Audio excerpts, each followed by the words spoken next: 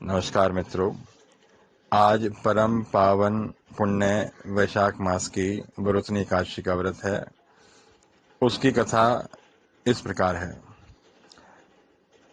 धर्मराज युधिष्ठिर बोले कि हे भगवान, वैशाख मास के कृष्ण पक्ष की एकादशी का क्या नाम है, उसकी विधि क्या है और उसको करने से क्या फल मिलता है, आप विस्तार से मुझे बताइए। मैं आपको नमस्कार करता हूँ। इस पर भगवान कहने लगे कि हे राजेश्वर, इस एकादशी का नाम वरुथनी एकादशी है। यह सौभाग्य को देने वाली, सारे पापों को नष्ट करने वाली और अंत में मोक्ष को देने वाली है। इस व्रत को यदि कोई अभागिनी स्त्री करे तो उसको सौभाग्य मिल जाता है। इसी वरुथनी एकादशी के प्रभाव से राजा मांधाता स्वर्ग में गए थे। वरुथनी एकादशी का फल 10,000 वर्ष तक तपस्या करने के बराबर होता है। कुरुक्षेत्र में सूर्य ग्रहण के समय एक मन स्वर्ण दान करने से जो फल मिलता है, वही फल वरुथनी एकादशी का व्रत करने से मिल जाता है। वरुथनी एकादशी के व्रत को करने से मनुष्य इस लोक में सुख भोग करके परलोक में स्वर्ग को प्राप्त करता है। शास्त्रों में कहा गया है कि हाथी का दान घोड़े के दान से ज्यादा श्रेष्ठ है। हाथी के दान से भूमि का दान ज्यादा श्रेष्ठ है और भूमि के दान से भी ज्यादा श्रेष्ठ तिलों का दान है। तिलों के दान से भी ऊपर अगर कोई दान है तो वो है स्वर्ण का दान। स्वर्ण के दान से भी ऊपर कुछ माना जाए तो अन्न का दान ज्यादा श्रेष्ठ है। अन्न दान के बराबर तो कोई दान है ही नहीं।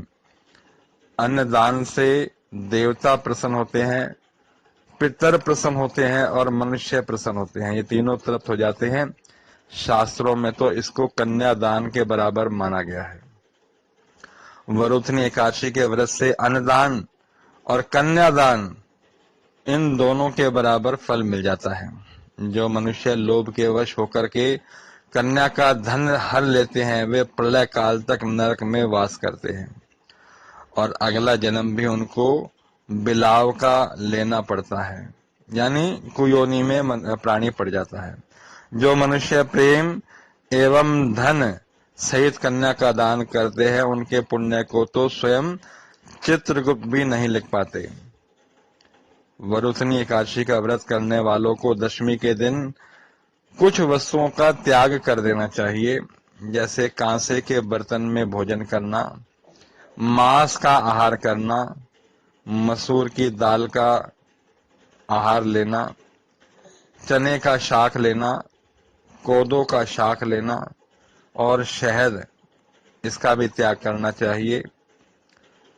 दूसरी बार भोजन करना, स्त्री का प्रसंग, ये सब नहीं करना चाहिए। व्रत वाले दिन जुआ नहीं खेलना चाहिए। उस दिन पान खाना, दातुन करना, दूसरे की निंदा करना, चुगली करना, किसी प्रकार के भी पाप कर्म में नहीं पड़ना चाहिए। उस दिन क्रोध, मिथ्या भाषण, इन सब का त्याग करना चाहिए। हे राजन, जो भी प्राणी विधि विधान के साथ इस एकादशी के व्रत को करेंगे, निश्चय ही इस धरती पर उनकी मनोकामना पूर्ण होगी और उनको अंत समय में स्वर्ग की प्राप्ति होगी। इसलिए मनुष्यों को पापों से डरना चाहिए। इस व्रत के महात्म्य को पढ़ने से 1,000 गौदान का फल मिलता है। इसका फल गंगा स्नान से भी अधिक है। बोलिए विष्णु भगवान की जय।